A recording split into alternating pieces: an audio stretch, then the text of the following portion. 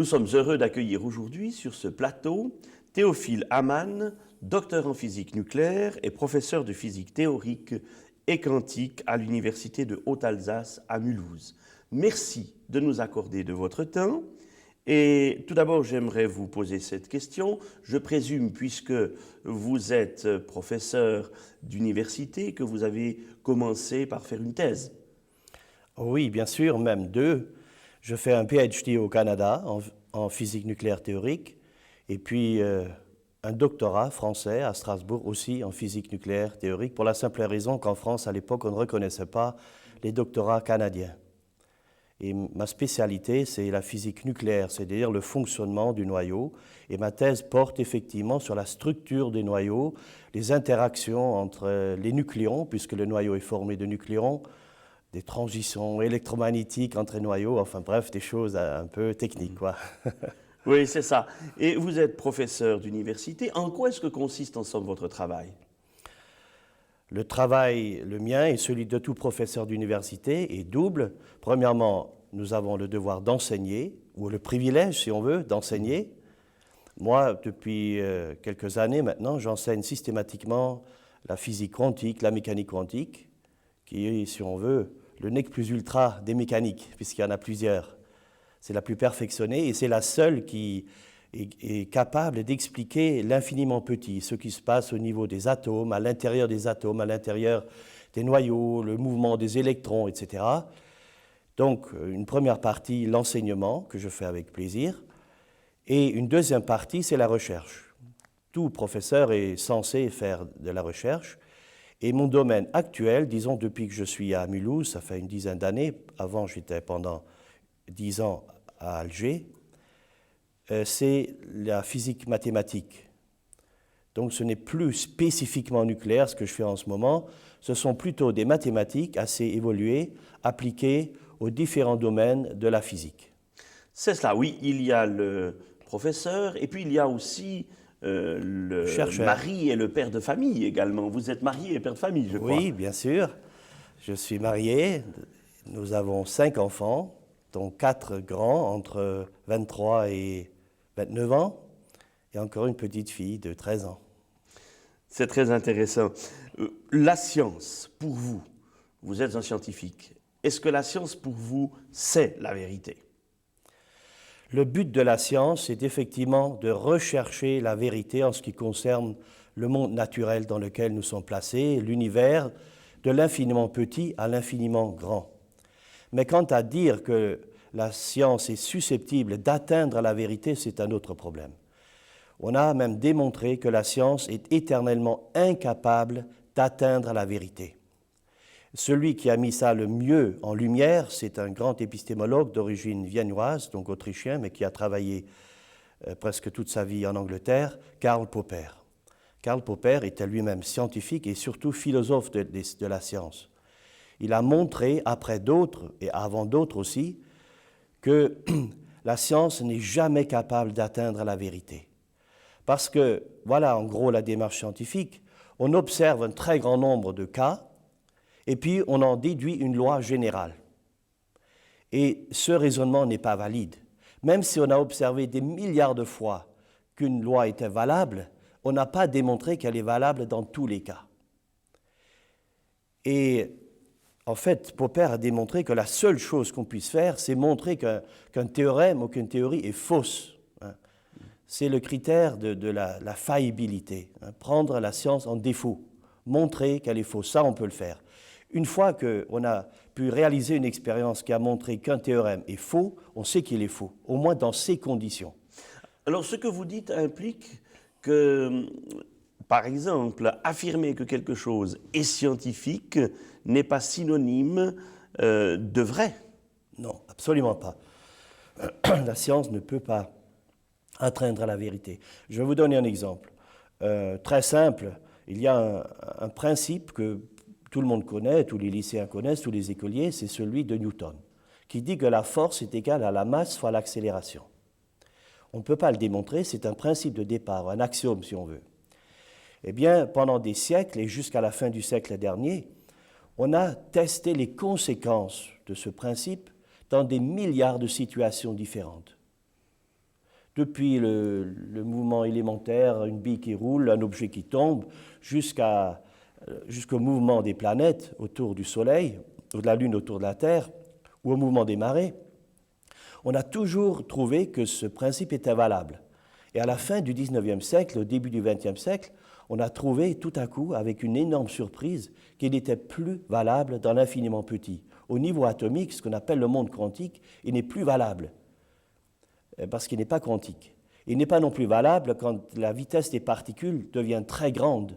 Par exemple, dans les accélérateurs, on accélère des particules à des vitesses quelquefois proches de la vitesse de la lumière. La vitesse de la lumière, c'est 300 000 km/s. Et là, la mécanique classique n'est plus valable. Autrement dit, après avoir vérifié ce principe dans un nombre énorme de cas, on s'est rendu compte qu'il est faux quand même. Oui, et quelle est la réaction de vos étudiants quand des vérités leur ont été enseignées comme étant des dogmes, qu'ils arrivent à l'université et que vous leur dites que ce n'est pas du tout ce qu'ils avaient pensé?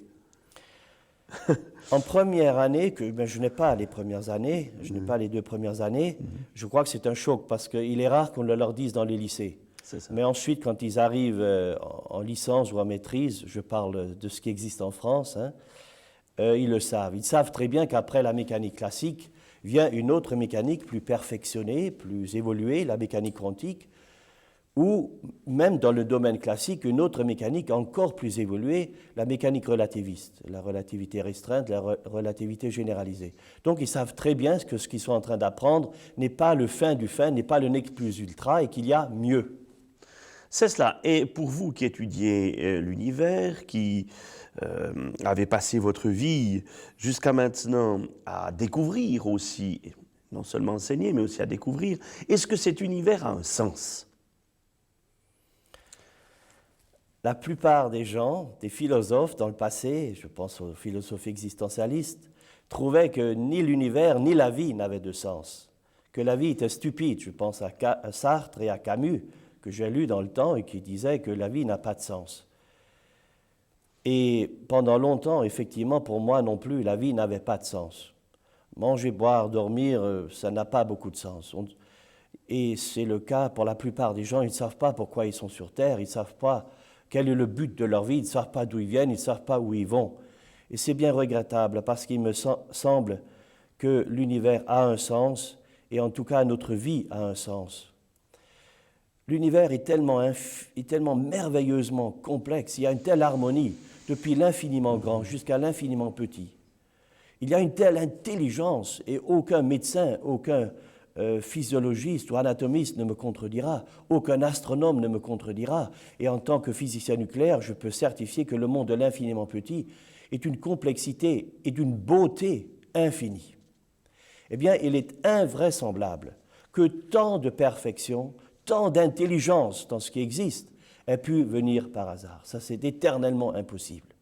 Il faut vraiment, je pense, être insensé pour affirmer qu'un être aussi complexe qu'un homme, qui a un cœur qui bat, un foie qui est le laboratoire de chimie le plus perfectionné du monde, des reins qui sont capables d'éliminer des sels comme le chlorure de sodium à 37 degrés de l'eau, ce qu'aucun chimiste ne peut faire, un cerveau qui fonctionne plus merveilleusement que les plus grands ordinateurs du monde, il est impensable qu'une telle complexité soit venue tout seul par hasard. Pourtant, on nous dit que l'homme est le résultat d'une longue évolution, de centaines de millions d'années, voire on parle de milliards, et qu'on serait parti du plus simple pour aller très très progressivement et très lentement vers le plus compliqué.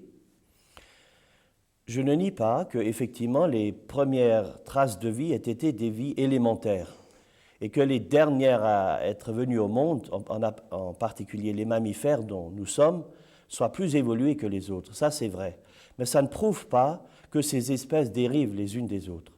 Au contraire, actuellement, on se rend compte qu'il y a eu des cataclysmes géologiques fantastiques à plusieurs reprises dans le passé qui ont éliminé quelquefois 70 à 90% de toutes les espèces et que de nouvelles espèces sont apparues, qui ne descendent pas de celles qui existaient avant et qui ont disparu. Est-ce que ceci impliquerait que vous mettez alors en doute la théorie de l'évolution? Est-ce que vous n'êtes pas darwiniste, par exemple? Je ne suis pas darwiniste, non, mais je ne suis pas non plus créationniste. Je veux dire que, effectivement, on ne peut pas s'opposer à la science quand elle découvre ce qui a eu lieu dans le passé. Les différentes espèces qui sont venues, qui ont disparu, la science est quand même quelque chose de sérieux. Ce ne sont pas des farfelus, et il ne faut pas d'un trait simpliste barrer tout cela et dire, voilà, ce sont des rêveurs, ils sont malhonnêtes. Ce n'est pas vrai, ils ne sont pas malhonnêtes. Ce que je prétends, c'est qu'il est impossible que les différentes formes de vie, depuis la plus simple, depuis la première cellule initiale, depuis les premiers microbes jusqu'aux mammifères, il est impossible que cette vie soit apparue par hasard. Et même des athées sont d'accord avec cela. Je pense par exemple à Fred Hoyle, qui est le fondateur de l'Institut d'astronomie théorique de Cambridge, qui est un des astronomes contemporains les plus célèbres et les plus connus, qui a sorti il y a quelques années un livre sur ce qu'il appelle l'univers intelligent, The Intelligent Universe, où il démontre, pas tout seul, avec des mathématiciens, notamment des hindous, il démontre que la probabilité pour qu'apparaisse la vie la plus élémentaire, la plus simple, eh bien, elle est une chance sur 10 puissance 40 000. 10 puissance 40 000, c'est 1 suivi de 40 000 zéros. Ça, c'est un nombre absolument prodigieux, prodigieux. Ça veut dire que jamais la vie ne peut apparaître par hasard. À titre de comparaison, l'âge de l'univers, en secondes, c'est 15 milliards d'années, mais en secondes, c'est environ 5 fois 10 puissance 17 secondes. Et là, ce n'est pas 10 puissance 17, c'est 10 puissance 40 000. Le nombre total de particules dans l'univers, le nombre de particules élémentaires, donc dans les milliards de galaxies, chaque galaxie étant composée de plusieurs centaines de milliards d'étoiles, le nombre total de particules fondamentales de l'univers, c'est 10 puissance 80. Et la probabilité, je répète, pour que la vie apparaisse par hasard, c'est une chance sur 10 puissance 40 000.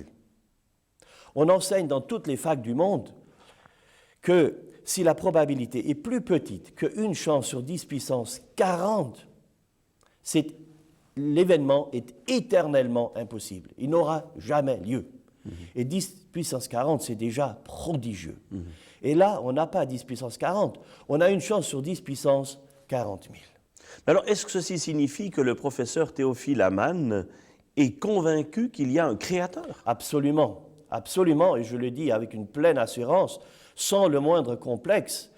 Et il faut être... Les chiffres le prouvent, les calculs le prouvent. La vie n'a pas pu naître par hasard. Mais alors, s'il y a une création, c'est parce qu'il y a un créateur. Alors, est-ce que vous seriez d'accord d'appeler ce créateur éventuellement Dieu? Ou alors, quel Dieu est-il? C'est vrai qu'il y a beaucoup de dieux. Quel Dieu ai-je? Eh bien, il y a dans le monde plusieurs livres sacrés qui parlent de différents dieux. Les hindous ont même des centaines de millions de dieux. Alors comment choisir? Quand j'étais adolescent, dans une grande angoisse, dans une terrible angoisse, je criais au ciel et je disais, comment veux-tu que je connaisse la vérité? Il y a des centaines de religions sur la terre. Comment puis-je trouver la vérité? Oui, ça c'est un grand problème. Oui, c'est un vrai problème. Je me disais que je ne peux pas essayer toutes ces religions, et même si je les essayais, je ne saurais encore pas où est la vérité. Alors j'avais quand même la notion d'un Dieu au-dessus de tous les autres, d'un Dieu plus grand. Et je criais à lui en lui disant, montre-moi la vérité, révèle-moi la vérité. Mais entre-temps aussi, j'ai lu des livres. J'ai lu des livres qui parlent des religions hindoues. J'ai étudié, pas seulement lu, j'ai étudié le Coran. Je sais ce qu'il contient. Je pourrais en parler pendant des heures. Et je crois que je connais mieux que la plupart des musulmans auxquels j'ai eu le privilège d'en parler, avec lesquels j'ai eu le loisir de discuter. Et j'ai lu la Bible aussi maintenant depuis 40 ans. Et je peux dire que la Bible est incomparable. Je ne veux pas critiquer les autres livres, ce n'est pas mon dessein là, mais je peux dire que la Bible est un livre unique. D'abord, c'est le seul livre qui soit sans erreur. L'est-elle vraiment? Ah oui, ah oui. Je peux dire Même que au dans plan le scientifique? Coran, il y a énormément d'erreurs scientifiques. Ah. Énormément. Et des contradictions internes. Par exemple, plusieurs récits se trouvent dans le Coran et racontés chaque fois différemment. Et des légendes judéo-chrétiennes, comme celle du dormeur d'Éphèse, qui aurait dormi pendant 120 ans, avec ou sans chien, parce que ça dépend des récits, qui se serait réveillé, qui serait allé au marché avec des pièces de monnaie qui n'étaient plus valables. Enfin, c'était des légendes. Oui, mais ne dit-on pas que, par exemple, le récit de la création dans la Genèse n'est pas scientifique?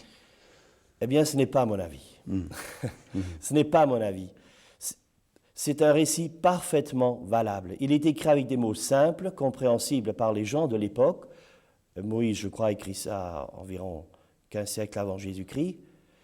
Et tout le monde peut comprendre cela. Mais la succession des événements qu'il indique quant à l'apparition de la vie est exactement celle de la science. Du moins, on peut le montrer. Je n'ai peut-être pas le temps de le montrer maintenant, mais je l'ai déjà fait, mais ça me prend plusieurs heures. En tout cas, Moïse indique 13 événements successifs qui sont corrects. Par exemple, il situe l'origine de la vie dans la mer. Ensuite, l'apparition de la vie amphibienne. Ensuite, les êtres volants. Et ensuite seulement les sauriens, enfin et finalement les mammifères. Mais ça, c'est parfaitement correct. Et finalement, l'homme. Et ça, c'est parfaitement correct. Mais il donne 13 fêtes ainsi, dans un ordre correct. Qui lui a donné ces 13 fêtes? Des études sérieuses ont été faites qui ont montré qu'il avait environ une chance sur 1000 pour découvrir chaque événement. Et on peut calculer la probabilité pour qu'ayant 13 événements, l'ordre soit correct. Le résultat, c'est qu'il avait une chance sur 3 que multiplie 10 puissance 22. Mais ça, c'est inouï. Oui. 3 fois 10 puissance 22, c'est 10 puissance 22, c'est en centimètres, 1 millier de fois la distance Terre, Soleil et retour. Cette distance étant de 150 millions de kilomètres. 10 puissance 22, c'est la distance en centimètres parcourue par la lumière en 10 000 ans. Donc, diriez-vous que la Bible est la parole de Dieu? Absolument. Alors. Mais ça, c'est un exemple parmi des milliers. C'est un exemple parmi des milliers. La Bible est un livre unique. Plus on l'étudie de près, comme du fait la nature qui est aussi l'œuvre de Dieu, plus on se rend compte d'une formidable perfection. Quand j'étudie un livre humain, quand je l'ai lu 2 fois, j'ai l'impression que j'en sais plus que l'auteur. Ça fait 40 ans que j'étudie la Bible, je me rends compte que je n'ai fait qu'effleurer le bord d'un océan. La Bible est un livre unique. Permettez-moi encore de conclure quant à ce chiffre, 3 fois 10 puissance 22. Moïse aurait dû écrire 3000 milliards de récits différents à chaque seconde de sa vie pour avoir une chance d'écrire un récit correct. Et ce récit est correct. Naturellement, je ne peux pas entrer dans les détails maintenant, vu le temps qui nous est imparti, mais je peux le faire. Je l'ai fait à plusieurs reprises, j'ai fait ces calculs. Le récit de la création est un récit fantastique, parfaitement scientifique. Oui, ce que vous dites est extrêmement intéressant parce que vous êtes vous-même un scientifique, vous êtes même à la pointe dans ce domaine-là, puisque vous enseignez la physique quantique. Oui. Mais alors, professeur Hamann, qui est pour vous Jésus-Christ? Eh bien, bon, pour en arriver là, permettez un petit mini-raisonnement. Oui. Donc, Dieu existe. Dans la définition de Dieu, il y a cette notion de perfection. Il ne serait pas Dieu s'il n'était pas parfait. Donc, je crois que Dieu est parfait. Ça fait partie de sa définition. Il y a un créateur puisqu'il y a une création, et ce créateur, je l'appelle Dieu. Et de la définition de Dieu fait partie sa perfection. S'il est parfait, c'est qu'il aime, et c'est qu'il a désiré se révéler à sa créature, à l'humanité qu'il a créée. Et donc, il y a une révélation. Si on compare tous les livres qui prétendent être des révélations, il ne reste finalement que la Bible, qui est sans erreur scientifique, sans erreur historique, sans erreur géographique, sans erreur archéologique ou paléontologique. Vous l'affirmez? Ah oui, je l'affirme, sans hésitation. Je sais qu'il y a eu quelques je dirais, des grains de beauté dus à la transmission. Nous n'avons pas l'original. Et dans la transmission, mais il y a quelques petites variantes qui n'attaquent, pour ainsi dire, jamais l'idée, qui ne me gênent pas, parce que Dieu a veillé quand même à la transmission du texte. Eh bien, la conclusion, c'est que la Bible est la parole de Dieu. Donc, il faut savoir ce que dit la Bible. Et la Bible dit, en l'occurrence, que Jésus-Christ, qui a vécu, et aucun historien ne peut le nier, Jésus-Christ qui a vécu en Palestine il y a presque 2000 ans, a affirmé qu'il était le Fils de Dieu. Et moi, je le crois, non seulement parce que j'ai confiance à la Bible, mais parce que Jésus lui-même a démontré que ce qu'il dit était valable. Nul comme lui n'a parlé avec une sagesse extraordinaire. Personne, ni avant ni après lui, n'a fait les œuvres qu'il a faites. Il ressuscitait des morts avec une parole. Montrez-moi l'homme dans le monde actuellement qui fasse ça. Jésus a dit qu'il était le Fils de Dieu, mais il l'a prouvé. Et alors pour moi, il est Dieu. Il est d'essence, de nature divine. Et je crois aussi au Saint-Esprit, parce que la Bible en parle. Et pour finir, je crois à la Trinité, quoique le mot ne figure pas dans la Bible, mais ça, ce n'est pas gênant, parce que la réalité y est. La Bible parle à plusieurs endroits très clairement de la Trinité. En tout cas, la Bible présente le Père, c'est-à-dire Dieu, le Père comme Dieu, comme le Créateur. Elle présente aussi Jésus-Christ comme le Créateur. Tout a été créé par lui et pour lui. Et rien de ce qui a été créé n'a été créé sans lui. Donc il est Dieu. Et le Saint-Esprit est pareillement Dieu. Il est omnipotent comme Dieu, il est omniscient comme Dieu, il est omniprésent comme Dieu, il est de nature divine.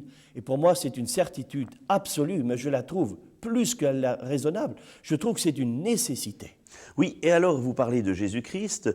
Est-ce qu'il n'y a pas des prophéties aussi qui ont annoncé des siècles avant sa venue qu'il viendrait? Il semble là qu'il y a des choses assez étonnantes. Oui, la Bible, vous faites bien de le mentionner, la Bible, c'est le seul livre qui existe au monde qui a donné des prophéties claires. Je ne parle pas des vaticinations, je ne parle pas des prophéties incompréhensibles, comme du style Nostradamus. On peut y mettre tout ce qu'on veut. J'ai lu des quadrains de Nostradamus, c'est du charabia. Et ceux qui ont cherché à les interpréter ont nui au texte parce qu'on s'est rendu compte qu'ils mettaient n'importe quoi. La Bible donne des prophéties précises. Et c'est le seul livre à le faire. Et on peut constater dans l'histoire, tout court, que ces prophéties se sont réalisées. Elle a annoncé la destruction de certaines villes comme Ninive, comme Babylone. Ces villes ont été détruites. Elle a dit que Babylone ne sera jamais rebâtie. C'est le cas. 2000 prophéties se sont réalisées à la lettre, et tout le monde peut le vérifier. Est-ce que ça ne peut pas être le fruit du hasard? 300 prophéties se sont réalisées dans la vie de Jésus-Christ, et des prophéties précises, du style suivant. Le psaume 22 dit, par exemple, « Ils ont percé mes mains et mes pieds. » Mais lorsque David a écrit cela, le supplice de la croix n'existait pas encore. Il a été inventé longtemps plus tard, en fait 3 ou 4 siècles avant Jésus-Christ. Ils ont percé mes mains et mes pieds. Et c'est ce qui s'est fait littéralement, et par des gens qui n'avaient pas du tout envie de réaliser ces prophéties, puisque c'était des Romains, des soldats romains, des païens qui ne connaissaient pas ces prophéties et qui s'en fichaient complètement de ces prophéties. Le même psaume 22 ajoute, se sont partagés mes vêtements, ils ont tiré au sort ma tunique. Et c'est ce que les soldats romains ont fait pareillement, etc. Ésaïe 53 ajoute qu'il offre sa vie, le serviteur de l'Éternel, c'est-à-dire Jésus-Christ, offre sa vie en sacrifice pour plusieurs. C'est ce qu'il a fait. Et il ajoute, après avoir donné sa vie en sacrifice pour plusieurs, il prolongera ses jours. Et c'est ce qu'il a fait. Donc il est ressuscité. C'est pas une petite... Oui, je crois qu'il est ressuscité parce que ses amis intimes l'ont vu. Des gens d'une honnêteté scrupuleuse, des témoins oculaires ont raconté qu'ils ont vu Jésus-Christ mort et ressuscité. Donc pour vous, Jésus est vraiment ressuscité? Il est cliniquement mort, il est réellement ressuscité. Croyez-vous qu'un corps a repris vie? Je crois qu'un corps a repris vie. On peut en parler tout à l'heure, mais j'aimerais conclure quant aux prophéties. 300 prophéties se sont réalisées dans la seule vie de Jésus-Christ. Ça, c'est énorme. Permettez-moi d'illustrer la chose. Si on prend 16 prophéties, on a une chance, et je fais le calcul, on a une chance sur 10 puissance 45 que ces 16 prophéties se réalisent. Selon la nature des prophéties, ça varie entre 10 puissance 43 ou 10 puissance 47, ça ne change pas grand-chose. Oui. Au point où on en est. De toute façon, c'est gigantesque. Oui. Eh bien, 10 puissance 45, je voudrais illustrer cela, si vous permettez. Considérons des perles tellement petites qu'on puisse en mettre 100 par millimètre cube. Et puis, imaginons qu'on a une énorme boule sphérique pleine de ces perles.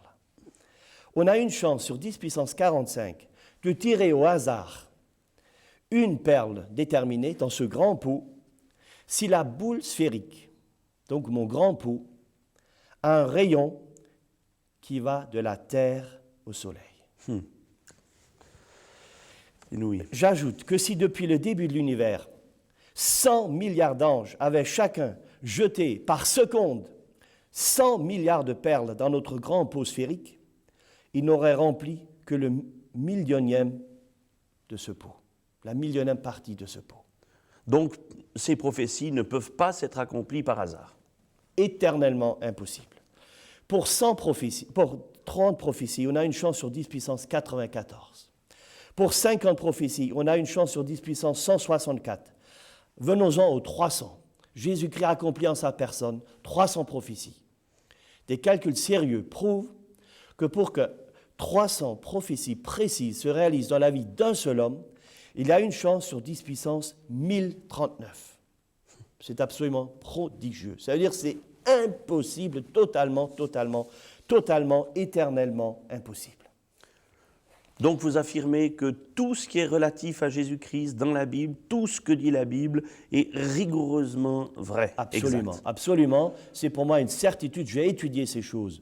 Pas avec la foi du charbonnier, comme on dit. Je l'ai étudié aussi avec l'intelligence, parce que la foi est susceptible d'être analysée d'une façon intelligente. On n'a pas une foi idiote. Eh bien, la foi résiste, la Bible résiste à tous ces examens. Et quel est le résultat sur votre vie de cette conviction? Eh bien, oui. Il y a plusieurs raisons pour lesquelles je crois que la Bible est la parole de Dieu. Premièrement, il n'y a pas d'erreur. Deuxièmement, il y a 2000 prophéties qui se sont déjà réalisées, en quoi la Bible est absolument unique. Et troisièmement, parce que la Bible se juge à ses fruits. On reconnaît un arbre à ses fruits. Vous voyez quel fruit produit la lecture d'autres livres sacrés. Je ne veux pas les mentionner pour ne pas soulever des polémiques. Mais il est facile de voir aussi les fruits que produit la lecture de la Bible, qui est l'éternelle et infaillible parole de Dieu. Quand quelqu'un lit la Bible avec un cœur droit et sincère, il ne reste pas le même. Moi-même, j'étais excessivement violent. Pendant des dizaines d'années, j'étais d'une violence inouïe. Je terrorisais ma femme et mes enfants. Je le dis avec une grande tristesse, mais je le dis par droiture intellectuelle, par honnêteté. Je l'ai fait. J'ai essayé vainement de m'en sortir. Rien n'y faisait. Tous mes efforts étaient vains. C'est Jésus-Christ qui m'a libéré. J'étais dépressif. Je n'avais même pas attendu de lire Sartre et Camus et les autres existentialistes pour trouver que la vie était stupide. J'étais pendant des dizaines d'années obnubilé, obsédé par la pensée du suicide. Je voulais me suicider. Je ne trouvais aucun goût à la vie, je trouvais qu'elle n'avait pas de sens et qu'il valait mieux mettre un terme. Celui qui m'a libéré, c'est Jésus-Christ. Et ça fait bien longtemps, ça fait une dizaine d'années maintenant, que je n'ai plus jamais, je dis bien plus jamais eu la moindre velléité de mourir ou de mettre un terme à ma vie. J'aime la vie, elle est belle avec Jésus-Christ. Eh bien, je vous remercie, Théophile Hamann, du fond du cœur pour ce temps que vous nous avez consacré, pour votre franchise, pour votre ouverture. Et nous nous réjouissons déjà de vous inviter à une prochaine occasion sur ce plateau. Bien volontiers.